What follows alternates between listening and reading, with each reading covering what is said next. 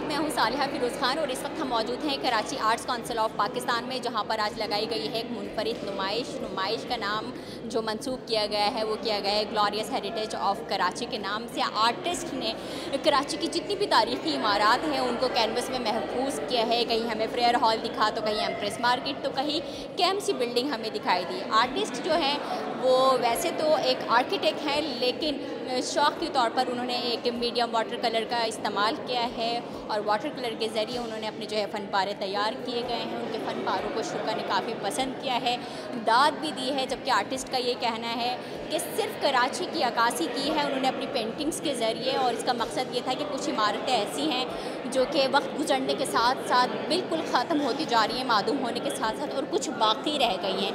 तो वो जितनी भी इमारतें हैं और जो भी यादगार तारीख़ी इमारतें हैं उन्होंने उसको अपने कैनवस में महफूज किया है, ताकि अगर आने वाले कल में अगर कोई इमारत आँखों से ओझल हो जाए, नज़रों से ओझल हो जाए, तो वो इनके कैनवस में जो है वो महफूज रहे।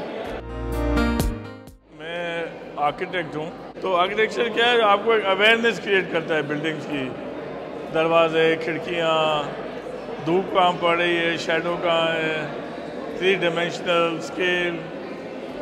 तो मैं देखता था काफ़ी बिल्डिंगें गायब होती जा रही हैं, गिरती जा रही हैं। और जो इकोनॉमिक प्रेशर जो है ना अर्बन फैब्रिक पे इतना है कि वो उनके कमर्शियल प्रेशर इतना है, और ये दुनिया भर का फिनोमेना है। तो मैंने सोचा कि इन बिल्डिंग को मैं वाटर कलर के मीडियम से कैप्चर करूं, जो गिर चुकी है वो भी, जो गिर रही हैं वो भी, जो हैं वो भी, ताकि हो सकता है कुछ वक्त के बाद हम नहीं होंगे, हो सकता है ये बिल्डिंगें भी नहीं हों, तो कम से कम डॉक्यूमेंट हो जाए।